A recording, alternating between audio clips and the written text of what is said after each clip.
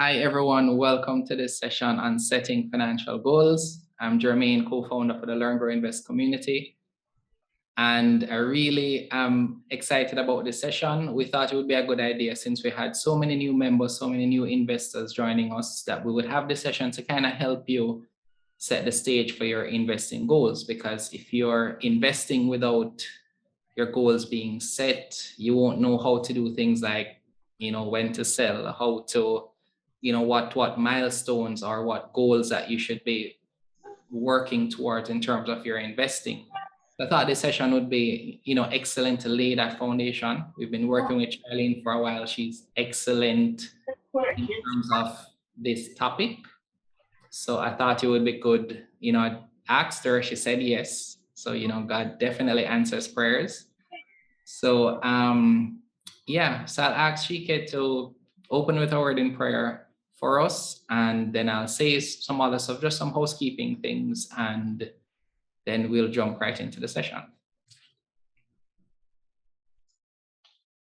All right, good afternoon, everyone, and welcome to you all. I hope that this is going to be a very productive session for you all with a lot of nuggets to learn. So we'll lead off in prayer. Almighty God, we thank you once again for bringing us all here together in this learning environment of fellowship. We ask that all of the information that is to be imparted, may it be well received, may it be understood fully, and for the rest of the year and going forward, may it be beneficial to those who are on the call and who will join later as well too, for achieving all of their financial goals. All these things we ask in your precious name. Amen. Thank you, Chike. Amen. So I'll ask everyone again. It would be good if you switch to showing your first name at least. So when we get to Q&A, if you want to ask a question, we'll be able to identify you by name. Please be muted at all times. Don't turn on your camera until the end. It will just help with the recording. And I think that's it. I'll have some more stuff to say at the end, but for those who would have joined us from Charlene's page, welcome. We'll talk, more about the community afterwards, but just, be prepared to take notes. I think this is going to be a good session, so I want you to lock in and focus there. All right. So Charlene, over to you. Thank you, Jermaine. Good afternoon, everyone. I am so privileged and honored to be here sharing with you in this session. I want to take the time to acknowledge the L.E.A.R.N Grow Invest community and Renee and Jermaine as founders, because they pretty much focus on helping the whole community to thrive. And that is important to me, because there is this one quote that I love from John F. Kennedy that says, "A rising tide floats all boats." And what that means is that when we all thrive as a community, then our society will be better, because we are all thriving, we are all progressing. And of course, that's what the L.E.A.R.N Grow Invest community is all about. So for today, we are talking about how to set financial goals. And this is something that's very near and dear to my heart, because I believe it's the foundation of any financial journey, any money journey. You have to know how to set realistic financial goals. For some of you, this might be repetition. For some of you, it might be reinforcement. For some of you, it might be brand new information. But no matter where you are on your financial journey or your money journey, I hope that you will find this session to be valuable, find it informational. And if it's something that you know already, maybe you will be encouraged to help someone who is quite not where you are right now. So let us jump right in. Who is Charlene? Let me start with that first of all, because of course you want to know if I have the knowledge and the expertise to be here spending this time with you and taking up so much of your valuable and precious time. So by profession, I am a chartered accountant. I have been a chartered accountant for close to 20 years. I am an island girl. I grew up in Jamaica. I migrated to the Cayman Islands over 10 years now. But even though I was an accountant, still am an accountant, to be frank, I did not know how to manage my money. So you see, having head knowledge is not the same thing as being able to walk things out practically. And that's where I struggled. I pretty much lived paycheck to paycheck for years. And it was not until 2010 when I had my rock bottom moment. And sadly enough, it took about 3 rock bottom moments for me to realize that something had to change. I became sick and tired of being sick and tired. And when I looked up, I realized that I was in debt to the tune of US $22,000. Now, this was over almost 10 years ago. So you can imagine it was a significant amount of money. But after hitting my rock bottom moment, I started researching as to where I was going wrong. Even though I had the head knowledge about managing money, something was amiss. And I discovered that I did not know how to set financial goals. I did not know how to budget. I did not know the first thing about saving money, much less investing. And I started researching and I started devouring everything personal finance related. Fast forward 15 months, I paid off all my debt and I have been consumer debt free all this time. And that is what I believe qualifies me to be here to share my expertise, limited expertise, but expertise nonetheless with you, because I have the finance background, but more so I have walked the walk and talked the talk. So my mission is to help women, and my specialty is Christian women because of my faith. I help them to experience financial freedom and build generational wealth. And I do it in practical and simplified terms and manners. I give them tools and strategies so that they can experience that it is possible to build wealth. So that's about me. But today we are talking about how to set financial goals. So here is our agenda. We are first going to look at the reasons your goals that you have set in the past have failed. And I am going to show you how to overcome those problems. I'm going to give you solutions to those issues. And then we are going to walk through a quick framework or system to set your money goals from here going onwards. And of course, at the end, we will have a question and answer session. So I love this quote by Zig Ziglar.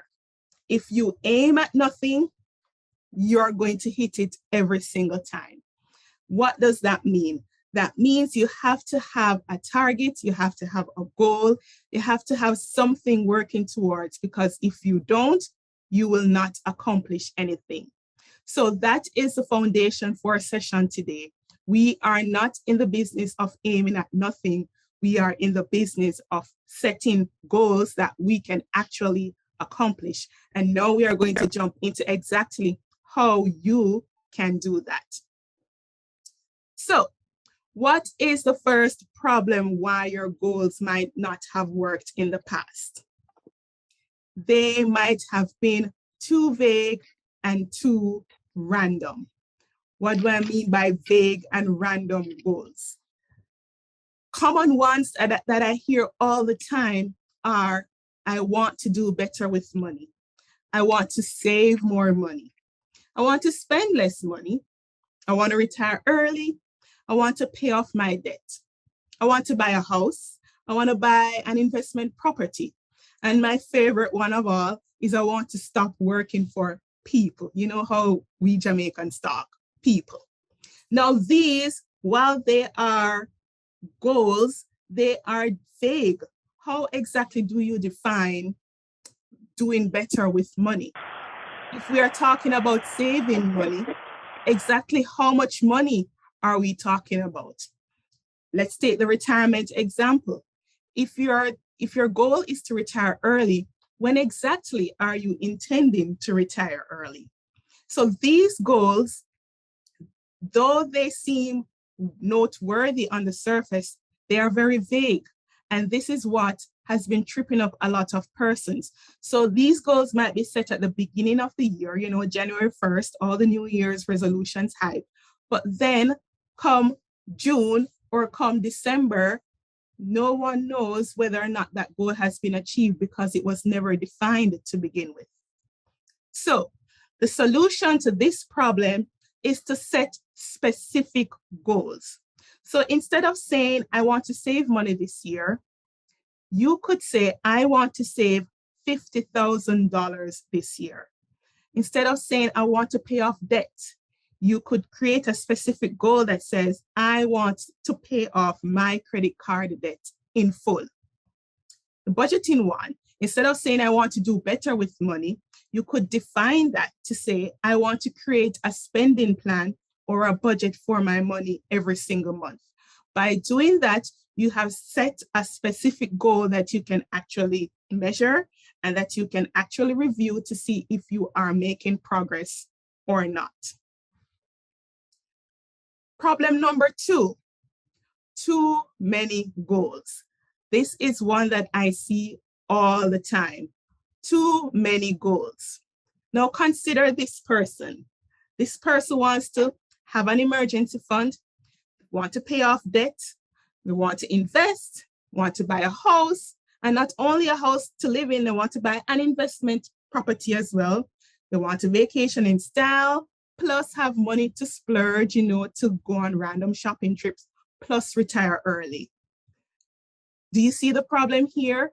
These are too many goals. This would drive anyone crazy. And I find that a lot of persons start off with this mindset that, yes, they want to improve their finances, but they want to attack everything at the same time.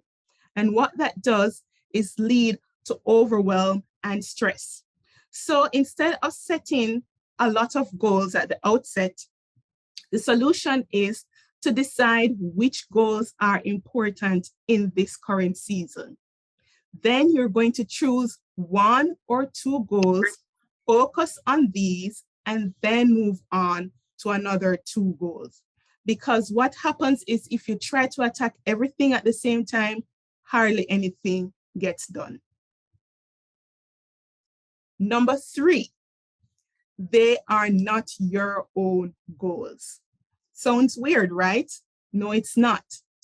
What happens is a lot of persons set goals because of what they see on social media, because of what society expects of them, because of what their family expects of them, because of peer pressure. And what happens is a lot of persons see other persons so-called hitting their goals and decide that, hey, I want to achieve that as well. And they copy the other person's goals without having their own reason for following these goals. And all this creates is undue pressure. This creates undue pressure, it creates overwhelm, and all it does, it sets you up for failure. So instead of setting goals that you see everyone else doing, how about taking the time to decide exactly why you are setting these goals? Sit and decide exactly the reason you are pursuing these goals. What's the core reason why you are setting the goal of debt freedom, of possibly migrating, of buying a house? Once you do that, what that will do is give you the inner motivation and the drive to actually pursue these goals. Because believe you me, once the hype leaves, the motivation dwindles away, you are going to be faced with these goals and you're going to need to have your why to keep you focused. You're going to need to have that inner motivation to keep you going when the struggles come, when the rough time comes, when the temptations happen. Your why is what is going to keep you going. So let's look at 3 examples here. For the goal of debt freedom, Your why could be that you want to use that money that you're currently sending to the bank. You want to use it to spend on vacations so that you can create family memories, because family is important to you. For the migration goal, instead of just adopting this goal that you want to migrate to better yourself, how about defining the reason you want to migrate? It could be that you want to earn more income so that you are able to fully fund your child's or your children's college education without them having to rely on student loans. When you have your why, for example, in this situation, when you are mistreated on the job, when you feel undervalued on the job, when you see others who might be spending as if there's no tomorrow, you will have your why, which will keep you focused and let you know that, hey, I need to stick this out. I need to save my money. I need to invest because I have my why, and my why, it's my children. For the house example, buying a house, your why could be that you have been in a situation where you are continually renting, you are continually moving, and you have no security. Renting gives you insecurity because the landlord has the right to evict you at any time. The landlord can give you notice at any time. So buying a house for you might mean that you will pretty much give yourself that security that you can open your own door with your own key, and it's yours at the end of the mortgage term. Now, when you have that why, when your friends want to vacation or want to go partying, you know that this security is important to you, and that will keep you from spending excessively and keep you focused on your goal. Problem number 4. The goal cannot be measured. This goes back to number 1, where we talked about how goals might be vague and random. The goals not being able to be measured is a common problem that I see. And this quote from Peter Drucker fits in perfectly, because he says, what does not get measured does not get managed. If you cannot assess where you are on your goals journey, then you're not going to manage it. So how do we fix this? We set a specific target and time for the goal. So for example, if you want to pay off debt, you could say, I want to pay off $500,000 of debt by September 2022. We are currently in February. You could then look and say, all right, I have about 6-7 months between now and September, and you can therefore specifically see whether or not you are on track to hit this goal of paying off the debt of 500,000 Jamaican dollars. So you need to have a specific target and time by which you can actually measure whether or not you are hitting your goals. Reason number 5, and I have 8 of these, by the way. Reason number 5, the goal is unrealistic. Now, I know we love to dream big, and I know we love to shoot for the stars and the skies and the moons and all the galaxies, but there is a time and a place for that. If you are setting unrealistic goals, they are setting you up for failure. Let's look at this example.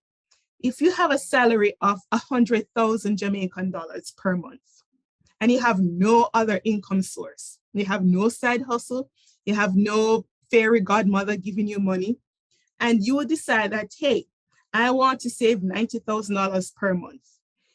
That goal right there is unrealistic, because if you have no other income source coming in, how exactly are you going to pay your bills? How are you going to buy food? How are you going to pay your rent or your mortgage? This right here is an unrealistic goal. And I see many persons setting themselves up for failure this way and then feel depressed when at the end of the year, they haven't hit their targets. But the problem was the targets were unrealistic to begin with. So how do you get around this situation? You look at your resources that you currently have and use that to set your current goals. So for the example that we just looked at, the $100,000 salary, you could say, okay, based on my current bills, I can save comfortably $20,000. If I cut down some things, maybe I can save $25,000. And you use that as your current target. Then you move on to setting higher goals, but you have to take into account the fact that you are going to need to change some things in order to hit that goal. So if you want to save more, then that means you probably have to reduce your expenses or increase your income. But don't just go setting these random high target goals without assessing exactly where you currently are.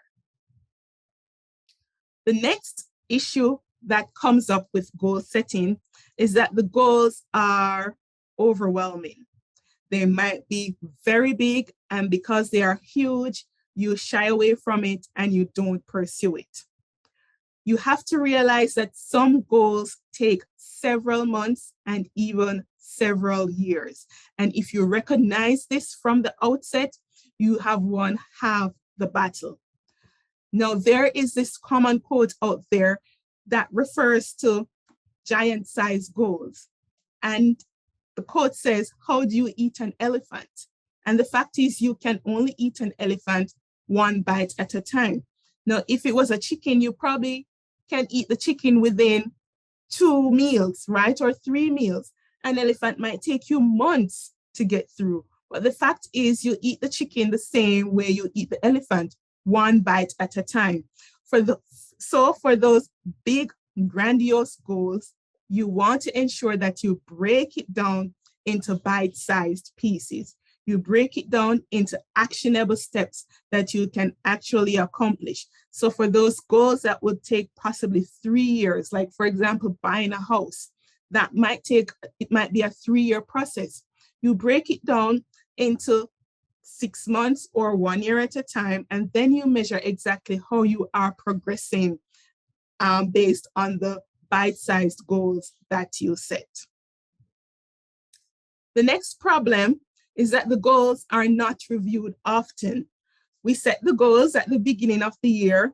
We write it down in our fancy planners that we buy, right, that we order from Amazon, and then that's it. Never look at it again. And I go back to this quote, because if you don't measure where you are not going to hit your targets. What does not get measured does not get managed. So the solution is, after you have set those goals and you have set your target and you have set your timeline, you want to review your goals at least every 2 to 4 weeks. You want to set it on your calendar that you are going to assess exactly where you are with your goals progress. But I have one caution. I know we get so excited when we start pursuing our goals and we get so, invested in it that we start to become obsessed. And obsession can be good, but most times it can be very bad. So my caution is not to get too obsessed. Don't start looking at your goals every single day. For those of you who are very much interested in investing, you might find yourself looking at your portfolio multiple times a day. It's not going anywhere. What I would say is, based on the goals that you have set, review them frequently, but not too frequently, because you don't want to get too obsessed and caught up with your goals. And finally, the last one that I noticed is that many of us don't realize what's required to accomplish the goal. We don't realize that we are not always going to feel motivated. So when we set the goals and when the hard time comes, we give up, not realizing that it's a part of the process. It's going to suck, but that's normal. We get caught up with seeing everyone's accomplishments on social media, not realizing that most persons don't show the losses. They don't show when they are crying. They don't show when they feel like giving up. They only show when they have met their goals or when they are winning. But the fact is, Most persons go through this process. It's going to suck. And the day you realize that it's going to suck and you accept that the grit and the grind is part of the process, trust me, you're halfway there because it's normal. So once you decide that, okay, I am going to have to sacrifice to get to my goal, this is part of the process, then it becomes easier because now you say, all right, this will pay off eventually. I am going to achieve my goal by the end of the year. This will be worth it. Whether or not the motivation is there, you remain committed to achieving your goal. So refrain from rushing the process. If you set your plan and you know it's a good plan, just remain committed to it. Don't rush it. Don't obsess about it. Just remember that it is a marathon. It is not a sprint. It's not an overnight success thing. It is a marathon.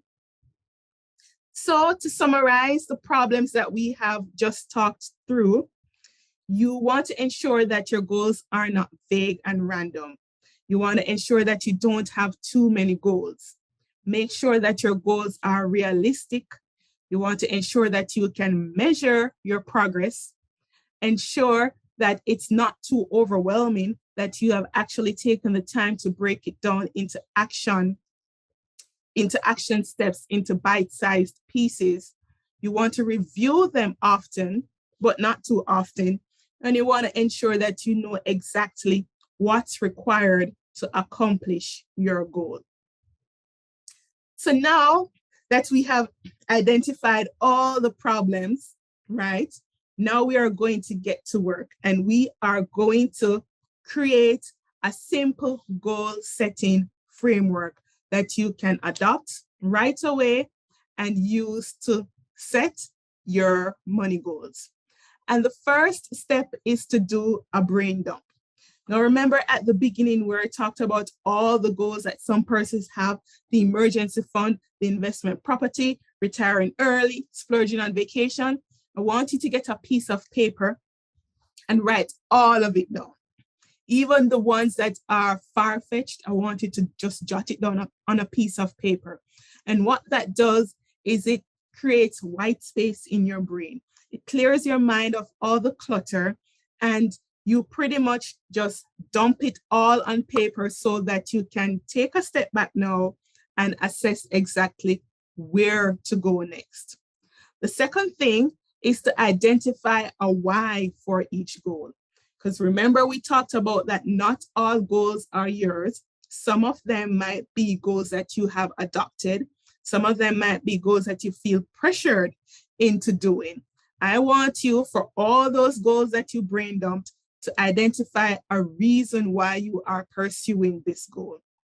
And for any of those goals that you cannot identify a specific reason why you are pursuing them, I want you to eliminate them. Just scratch it off the list, just scrap them and abandon them for now.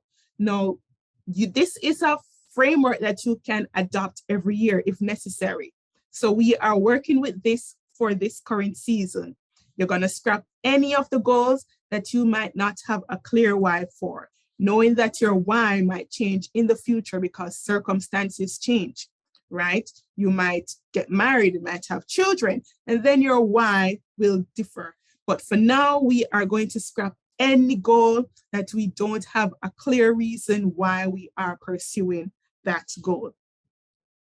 Now, from the shortened list, we are going to identify just two that you want to accomplish this year, because we don't want to get too overwhelmed. We don't want to take on too many goals, and then at the end of the year, we haven't hit any targets.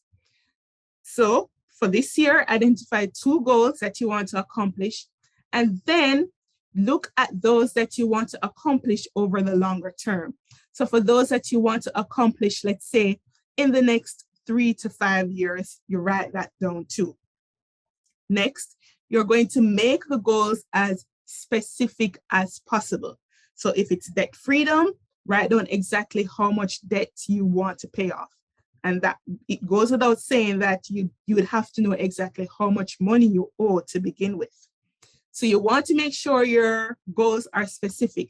If it's an emergency fund that you want to save, be clear as to exactly how much is the emergency fund that you want to save up, how many months of expenses that will cover, and you write it down. Next, I want you to take a step back and look at where you currently are, where you want to be, and look at what I call the gap. And what is the gap?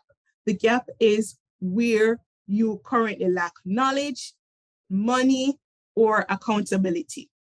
So let me go back. You are taking a step back and you're looking at where you are. What do you currently have? What knowledge do you currently have? How much money do you currently have? Where do you want to be? So that's the goal that you just set.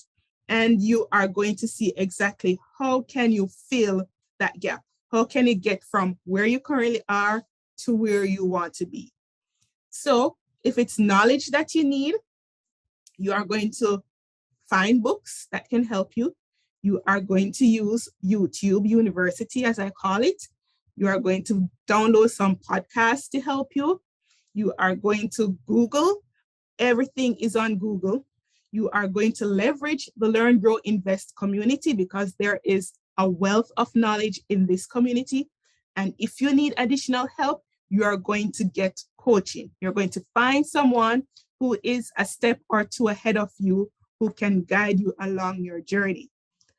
If it's money that you need to meet that goal, to bridge that gap from where you are to where you want to be, you will have to either reduce your expenses, and if that's not possible, then increase your income. How can you increase your income? You can either leverage your skills at your 9-to-5, making yourself invaluable so that you get bonuses and promotions, or you can monetize your passions, you can monetize your skills, you can monetize your hobbies. Pretty much hustle, right? So by doing that, you are therefore getting additional income that can help you to meet your goal. The third thing that a lot of persons don't realize that they need along this goal journey, along this money journey, is accountability. Because you want to ensure that you have a positive network of people around you who can support you. You don't want persons who are pulling you back and pretty much discouraging you from pursuing your goal. You want to find persons who can support you, who can cheer you on, who can say, remember that you have this goal working on. That's what you need. So you're going to leverage your friends, those who will support you. You're going to leverage your family, those who will support you. You're going to leverage, again, the Learn, Grow, Invest community. And you are going to leverage a coach if that's what you need, because some persons need that little one-on-one or small, intimate group support. Now, after you have pretty much assessed where you are and where you want to be and what you need to meet that gap, you're going to break down your goals into bite-sized pieces, because we're not dealing with overwhelm in this year. We are going to pursue our goals in a methodical, systematic structure. So break down your goals into bite-sized pieces. If you want to save $12,000 this year, then you can say, all right, by June 2022, I should have $6,000 saved, right? You might have bonus coming in that can help you to accelerate that goal. You can use that and say, all right, I know I have $2,000 coming in, so that means I only need to save $10,000. Break down your goals into bite-sized pieces.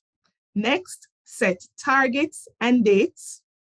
And finally, you want to ensure that you review your goals often. Every 2 to 4 weeks, set a reminder in your calendar and ensure that you assess whether or not you are on track to meet your goals or you are behind.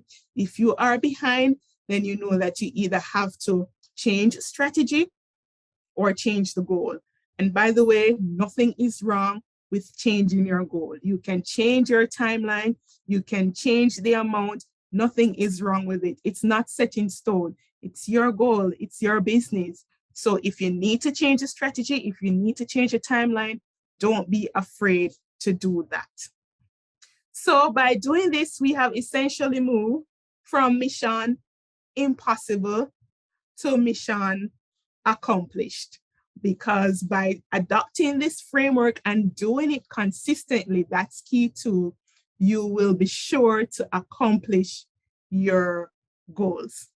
So, summary, remember that goal setting, it's fundamental to your financial journey. You cannot progress along your money journey. You cannot achieve any financial goals whatsoever without taking the time to ensure that your goals are clear, that they are specific, that it can be measured, that you have a time factor to it, and you have to ensure that you consistently work towards it.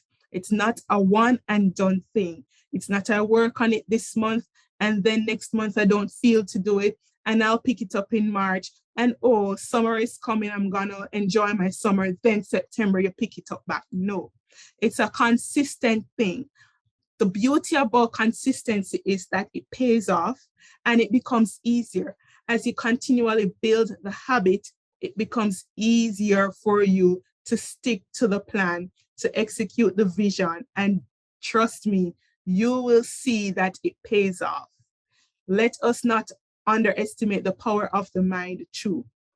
Your mind is very important as you pursue your financial goals. But if you put the power of a positive mind, faith, and action, you will move from mission impossible to mission possible. Thank you so much. If you want to contact me, you can find me on Instagram at Charlene Money Coach, on Twitter at Char Money Coach, and you can reach me on email at charlenemoneycoach@gmail.com. Thank you so much for your time. Jermaine, over to you. Thank you, Charlene. That was excellent. And then after a while, That was excellent. Thank you so much. All right, so we're going to take questions now. So persons will be able to come off mute, ask questions, or you can type it if you're more comfortable. But we'll take questions. Yeah, so, feel free. Charlene is here. Take advantage of this time. If you're not able to unmute, just let me know.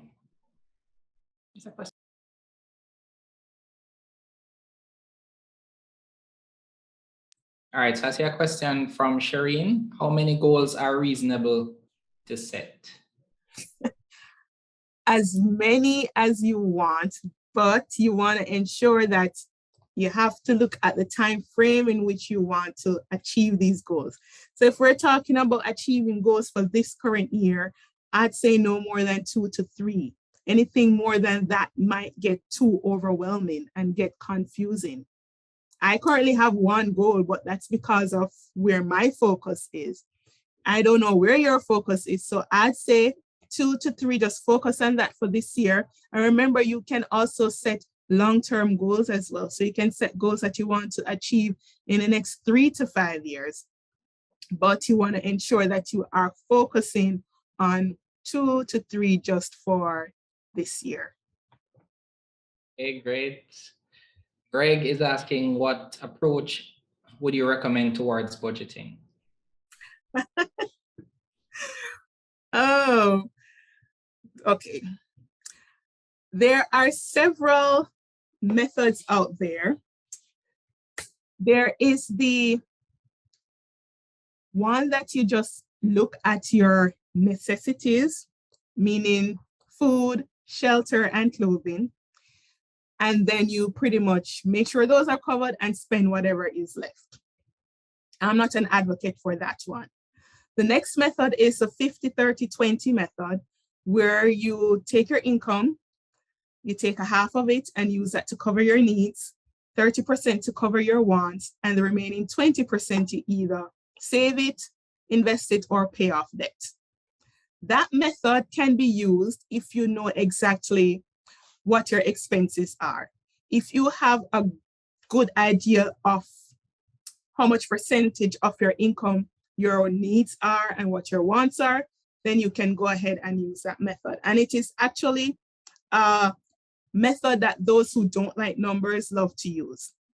My favorite method is a zero-based budgeting method, where you take your income and you give every dollar a name, meaning you outline exactly how much you're gonna spend on lights, how much you're spending on water, how much you're spending on internet, on food, on vacation, on savings, everything. The gardener, if you have a gardener, the helper, you outline everything.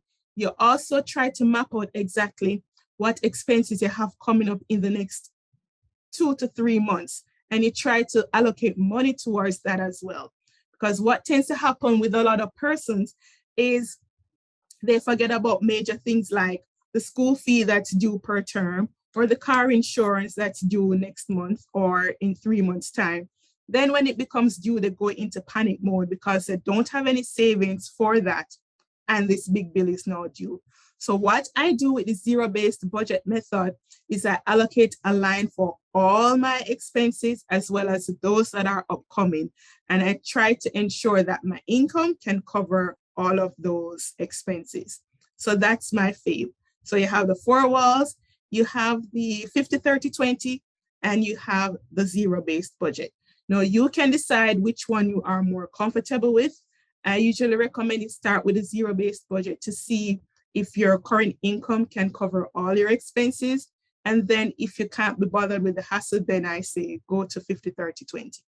All right, thank you. Great detail there. Jade is saying we need a session on budgeting, wink, wink. So no comment there. So I think Javier, or hopefully I'm pronouncing that right, is saying, accountability is a major part of achieving goals. How do you approach establishing and maintaining accountability? I would find someone who I can trust with my goals. Find someone who I know is positive and who will encourage me instead of discourage me. And I would ask them to check in with me periodically. So you would agree on a time. Let's say every 2 weeks you ask this person, or every week, if that's what you need, to check in with you to see if you are on track to accomplish your goals. If you don't have anyone in your friends network or your family network, if you're in church, find someone in the church. If not, I'm gonna advocate for L.E.A.R.N, Grow, Invest. There are many of us there, community members, admins who are willing and ready to assist you, because as I said, it's about the rising tide lifting all boats. So if you can't find anyone in your network, in your sphere of influence who can help you, then I'd say just reach out to one of us and we'd see how best we can help you. But accountability is very important, because we were not made to do life alone. We were not made to sit in our corners and just try and achieve our goals by ourselves. If you can find someone who can support you and encourage you, and who is probably 1 or 2 steps ahead of you, that would be great. They can help you to avoid the pitfalls that are out there and can help you to find solutions to problems that you might encounter. Yep, fully endorsed. And I mean, Charlene is right. Many persons have actually taken advantage of just reaching out to us, messaging us, asking questions, getting that help that they need. So yeah, feel free to reach out. So Xavier is asking, how is your coaching structured for someone who needs to get on track? What are the fees? What's that process like, etc.? So I didn't come here to pitch, so talk to me one away. Well, I mean, so help persons. Okay, so I understand that, and I mean, I know that's your focus to just deliver on what we ask. But I think, many persons, may not have thought about coaching before. You don't have to discuss the details in terms of cost, but at least discuss what the structure is, what coaching entails, since it was a part of your presentation as well. So coaching entails, it's usually knowledge-based, but that's not the fundamental portion of it. So yes, your coach will teach you and instruct you as to where to go, what to do. For example, with financial coaching, your coach will help you with budgeting, will help you with setting your goals, will force you to actually dig deep and discover the goals that matter to you. Your coach will help you to come up with a debt repayment strategy that is in line with your income and your goals, as well as to help you to live life while managing your money, because it's not only about sacrifice and frugality, it's about enjoying life along the way. The best part about coaching is the accountability part, because if you know that someone is going to check in on you every week or every couple of weeks, you're going to get your ducks in a row. You're going to ensure that you're tracking your spending, that you are setting aside the money that you both agree that you would set aside every month. Your coach is going to be able to come up with solutions for you or help you to brainstorm solutions for problems that you might encounter. So that's the beauty about coaching. You have expertise and you have accountability plus resources that are at your disposal. Coaching can be in a one-on-one setting, just one person to one person, or it can be in a small group intimate setting where you can also leverage the support and the network of your fellow group members. Great, thank you for that, Charlene. Did someone have their hand up? I'm not seeing it anymore, but if they don't, okay, then that's good. All right, so next one is Yvonne. Would it be wise to use investment to pay off debt or to start over? So this is a loaded question, and I am not a financial advisor, so don't sue me for my answer. But money is very interesting. You see, it's very simple and logical, but the reality is our emotions play a bigger part in our money journey than we realize. So dependent on I'm going to give you the logical answer first. Dependent on the interest rate of your loan, it might be wise to sell at least some of the investment to clear it off. So if your investments are earning, let's say, 10% annual return, and your interest rate on loan is 15 to 20%. By continually investing and ignoring the debt, you are giving away 5% of your money because the interest rate on the debt is higher than the returns on the investment. So depending on the interest rate, I would say it might be advisable to use some of your money or all to pay off your debt. However, if it's the reverse, if your debt, the interest rate on the debt is lower than the returns that you're getting on your investment, you can do both.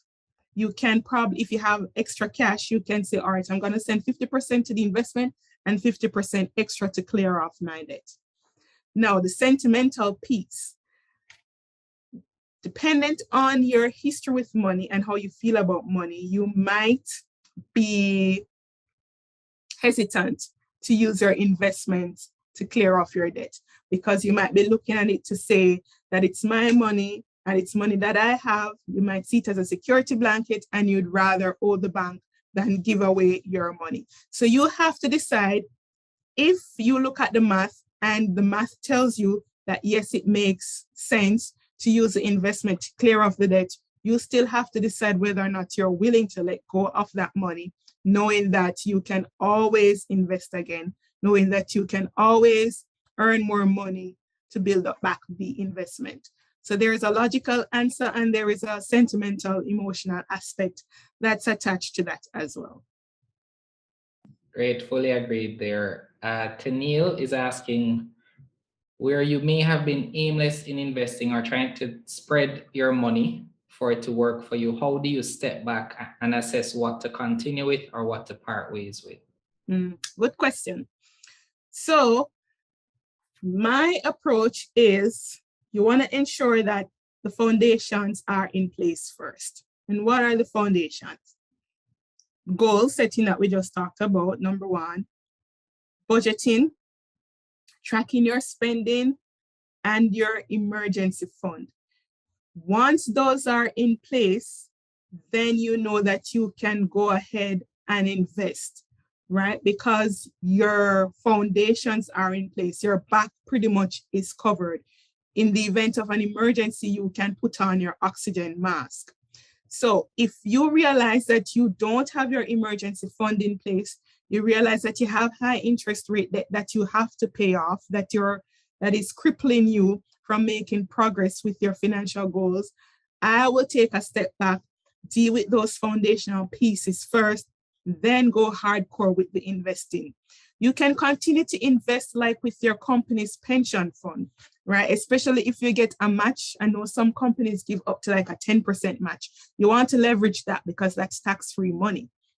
But outside of that, if you have high interest rate debt, I'd focus the efforts on there. If you don't have an emergency fund, I'd focus my efforts on there. And all right. So somebody is advocating for one-on-one consultations with Charlene. Definitely agree that you should do that. All right, so Kamoy is asking, what if your investment is your emergency fund?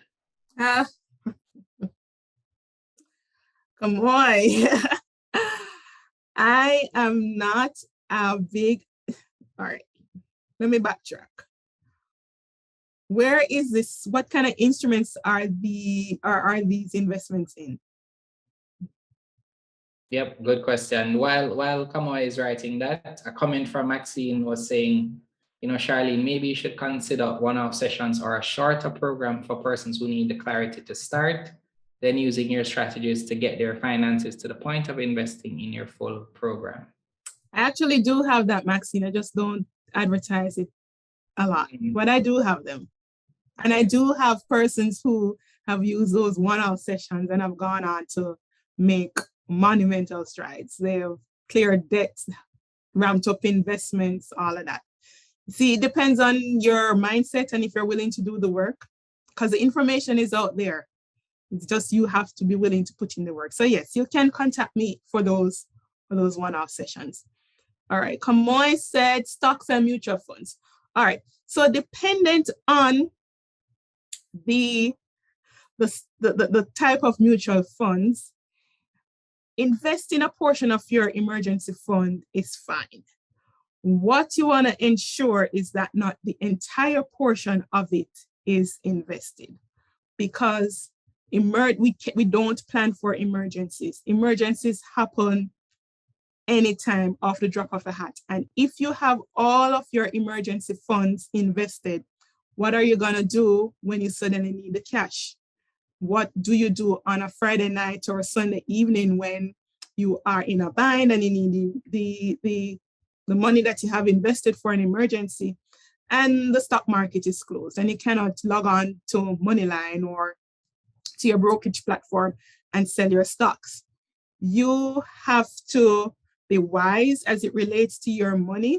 So what I say is to ensure that you have at least a couple of months cash readily available. You don't want to have too easy of an access to it, meaning it shouldn't be right in front of you where you're tempted to spend it. But at the same time, it should be accessible in the event of an emergency.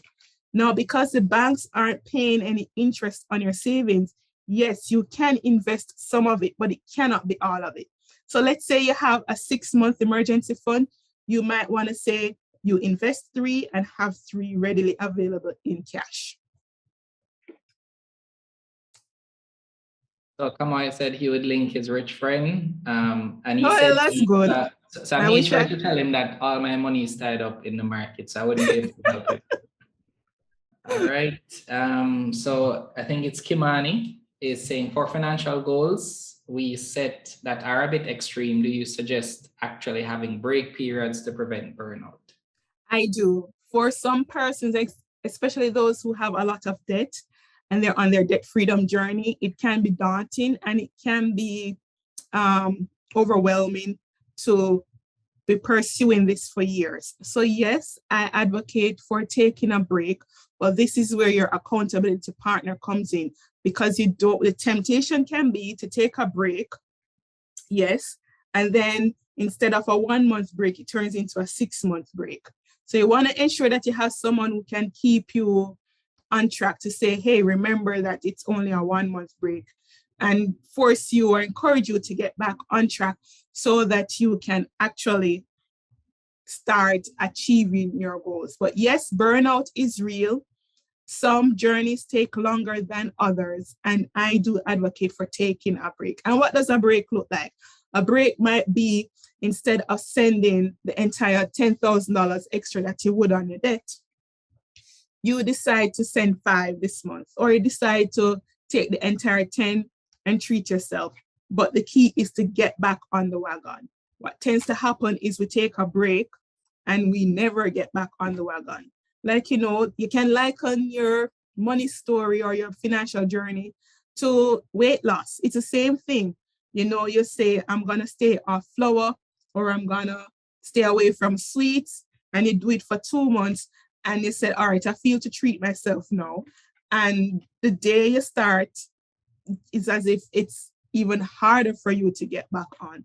So that's where I say, get somebody who can encourage you to get back on track so that you don't fall off the wagon permanently. Fully agreed. I feel like you're talking to me, re the weight loss, but we'll keep it moving. Listen, we're not getting there. Okay. I'm preaching to myself. The Carrie Ann is saying, what kind of investment account would you suggest for an emergency fund? She's not a fan of saving in banks. So where would you save then, Carrie? You can't put the money under a mattress.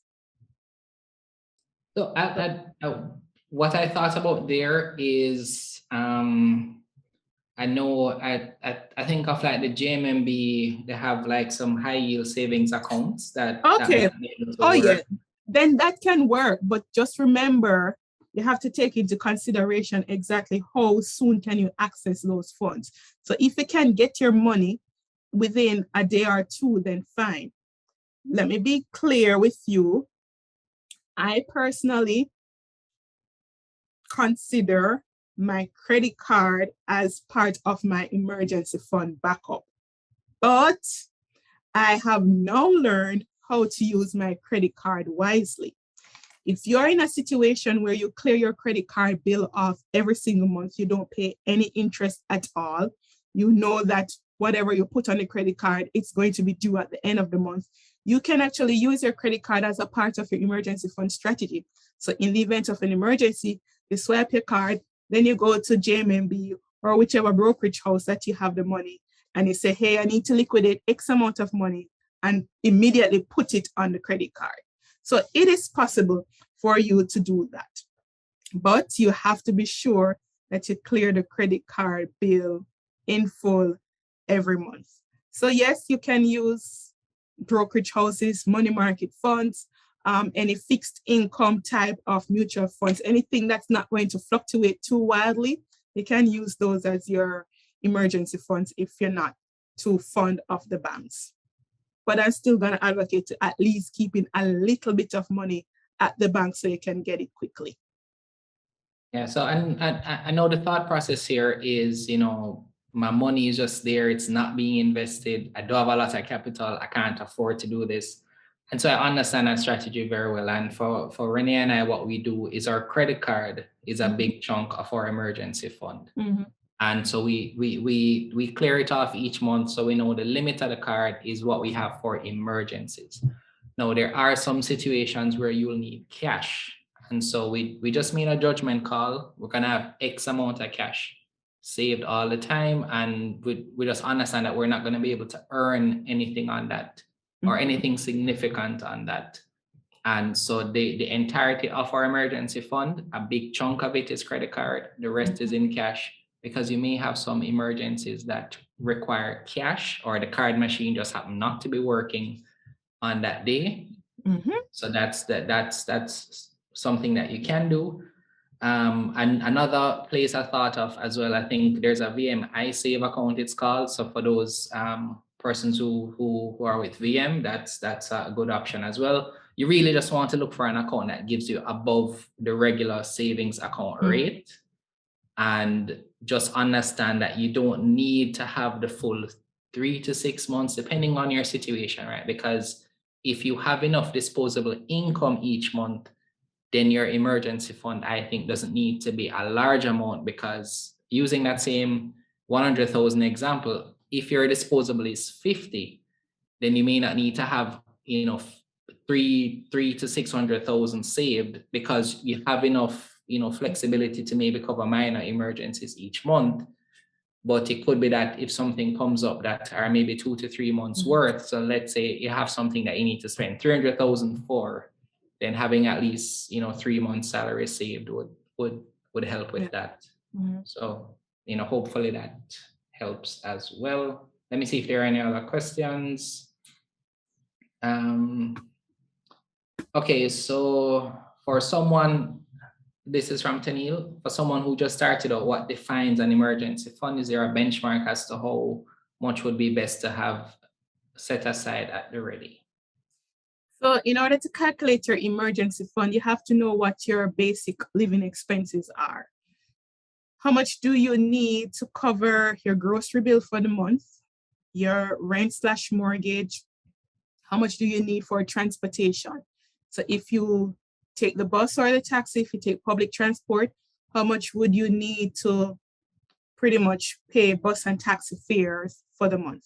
If you drive, how much would you need for gas to fill your car or vehicle with gas for the month? You add those up, and that constitutes your basic expenses. Not included is stuff like eating out. Not included is any luxury items like getting your hair and your nails done. The idea behind an emergency fund is what can cover your expenses for a certain period of time in the event that you should lose your job. That's what we usually use. So the general guideline is 3 to 6 months, and it varies dependent on your security level, your job security level, as well as your comfort level. Remember, I said that money is very emotional. There are some persons who love to have a large security blanket. So for them, having a 3-month emergency fund is a no-no. Then there are some who know that their job is very much secure. They know that their boss won't fire them, or if they work for the government, there is hardly any chance of them losing their job. So for that person, they can have a 3-month emergency fund. So it depends on your income level. Now, how do you calculate it? You take your living expenses and then you multiply that by the number of months of emergency fund that you want to have. So let's take an example. If your living expenses, your basic expenses for the month was $50,000, a 3-month emergency fund would be $150,000. If it was 6 months, then it would be 6 times fat, 300,000. Hope that helps.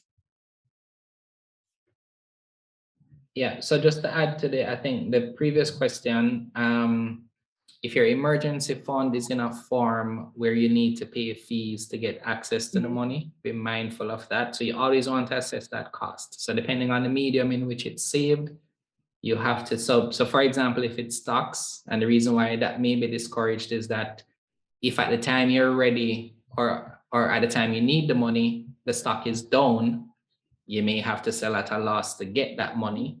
There's also the fees that you have to consider. So any fund or stock or anything like that that has a fee, be mindful of the fee and factor that in. A hack that I'll share here is that sometimes, this is not financial advice, let me say that as well. Sometimes what I do is use my emergency fund for specific investing opportunities. So for example, if I know an IPO is coming out, I can apply for it. Then I know, maybe in 30 to 60 days, I'm selling it. So I'll invest that money, take the gains from the IPO, put back my emergency fund, and use that profit to add to my investment pool. So that's something I've done in the past, because it does, play on the mind to have that money sitting there, not doing anything. So every now and again, if I need extra cash, I would use that. Right. I see Maxine saying she thinks a car emergency fund separate from life emergencies. Yes. So there's this thing that we call in the finance community, we call it sinking funds. So an example of a sinking fund would be a car repairs fund. So after you have your emergency funds established, you pay off your high interest rate debt and you're trudging along or getting along with your finances, you can then move on to start establishing additional savings buckets. So for those expenses that will occur, but you don't know when they will occur, you can actually start setting aside money for those things. So the car repairs is a major one. If you own your own home, house repairs is another major one. And then you could also do it for things like vacation savings. So those big expenses that are coming up, but you don't know exactly when, you can save for them too. So that's actually a very good tip. Yep. All right. So thank you. I think we've covered all the questions. I want to thank you, Charlene, for your excellent presentation. And if there are no other questions, Charlene is in our Telegram group. So those who would have joined from our social media pages, but you're not in the Telegram group, I've just placed the link in the chat. Feel free to join us there. I'm sure Charlene will answer any questions that pop up for you after this session that you may have. Feel free to reach out to her for that one-on-one that she mentioned. Feel free to check her out on IG. She posts excellent content every day. So yeah, I think that's it. I think we can officially end here. I wanted to leave a little, bit of time for maybe any investment focused questions, and maybe we can take questions up until 7:30 since we're at 7:07 now. So, we'll just take any question now for the next 20 minutes and then we'll close it off there. All right, so let me, yeah, I think that's it. Not seeing any questions. I guess everybody is quite happy with all the content we've been providing, so you have no questions. All right. Okay. Thank you, Maxine. I'll also say that if you have not yet done so, I can share the links to our YouTube channel. We have a newsletter that comes out every Monday where we'll share a recap of all our content for the previous week. So it's a good idea to subscribe to that. So Damien, the access to the recording, I'll discuss it with Charlene and see when is best. Usually what we do when we have these sessions is we make the recording available for a week for persons who might miss it or join late. So we likely do that, which would be upload to our YouTube channel and share a private link and then remove it after a week. That's what we likely do, but I'll discuss with Charlene, as I said, and confirm and then inform persons. All right. Is there anything else you wanted to add, Charlene? I think we may be able to wrap up early. Not seeing any questions. I have nothing more from me. Okay. All right. Great. So guys, I want to thank you so much for being here. And I really thought this was, helpful. It helped me, and I've been doing this for a while. So goals are extremely important. I'll just add it. This wasn't asked, but I kind of thought some persons may need some help in terms of how to take your financial goals and set investment goals, right? Because sometimes persons kind of separate the two. It's actually not different when you've made those goals, right? So let's say you want to to have the car, then there's a video that we have on our YouTube channel which explains the very same thing that I'm going to explain now. But what I typically do is you take that goal and you break it down into savings and investments. So depending on your income, if you're saving for something in 6 months or 1 year, then you can set your investment target based on now that financial goal that has been set. So if your disposable income is 50,000 per month and you're trying to save for something that's 2 million, then you can have an investment goal of 2 million in the 2 years. And so when you invest, you can set now goals based on that target that you've had. So you know what you're investing for, because persons may be like, I'm up 100%, should I sell? Well, it depends on your goal. So if you know that you've gotten to this profit of 100%, but you're not near your goal, then you can assess whether or not you think that stock has more to go. If you think it has more to go, let's say it has had a good run up now, but you think it'll have more to go later, then you don't need to sell. You can just add more to that position if you think it has more to go, and then closer to your deadline. Because for example, if you need 2 million in 2 years and you're at 18 months and you have 1 million, you may want to take some of that out of the market now to preserve your capital, so that when you get the 2-year mark, it's not all at the mercy of whatever the market determines the price that at the time. All right, so hopefully that is helping you as well, because I know some persons don't know how to frame the investment goals after they've set their personal financial goals. So, well, Orville, I'm definitely one of those persons who aim for 1,000%. I typically don't sell unless there's a need to sell. So there's either another opportunity that comes up. So if I'm in something that is doing well, but I see a potential opportunity for it to do better, then I may sell at that point and move. But if I don't have a valid reason, there's no need for me to exit, right? So those who were in Spur Tree and saw it go up, took profits and say, okay, this is gonna cool down for a while. Look at what happened. Look at Fesco, look at all the others that we can talk about here. That's not the focus of this session though, so I won't get into that. But the point is, I like to say you can't get to 1,000% unless you hold it. Now, there are some persons who say, you don't need to buy and hold forever. That's old school. I don't necessarily agree.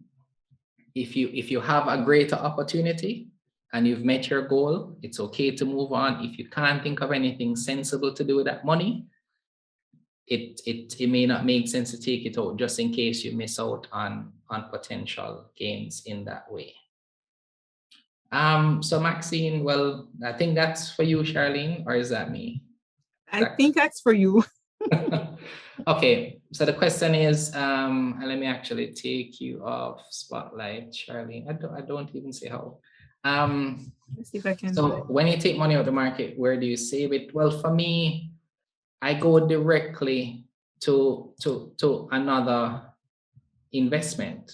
So the same thing I was saying just now, I'm not going to withdraw it from the market unless I have something else to put it to. Now, I have already earmarked that my money goes from stocks to cryptocurrencies or real estate, and those profits get reinvested back into stocks. So I already know once I make a withdrawal where it's going.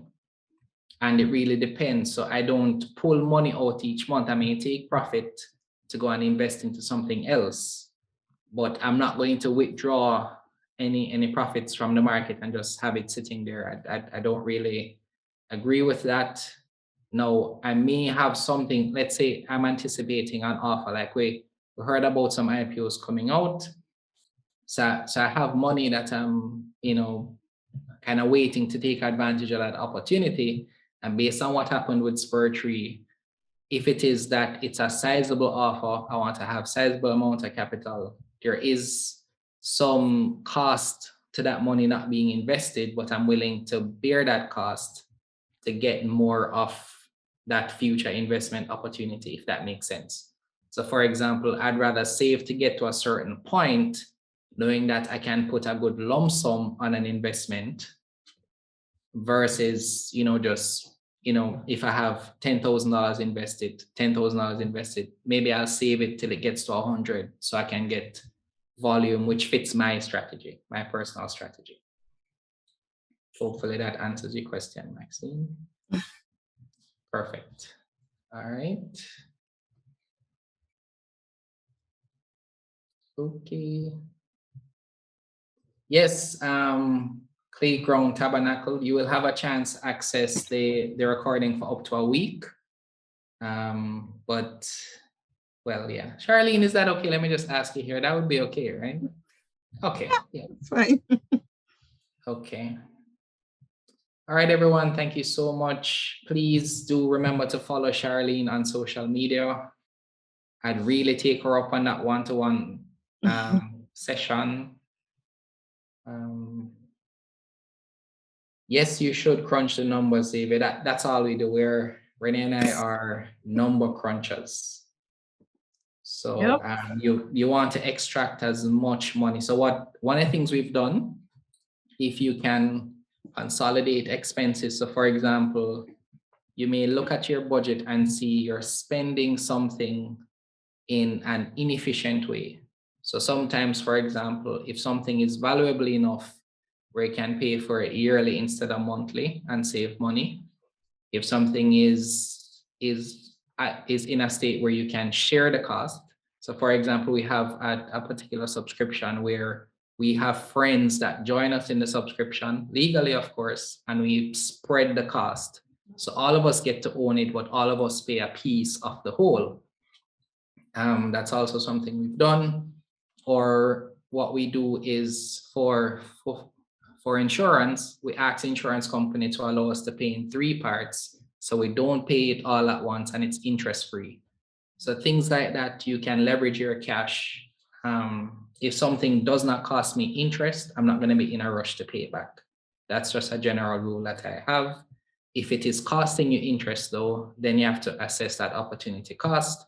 Then it may make sense to pay it off sooner than later. But if it's not costing you interest, so for example, this may sound bad. If it's a personal loan, you don't have a deadline, ask the person if you can pay them back 10% each month until you're done. If they say yes, you're good.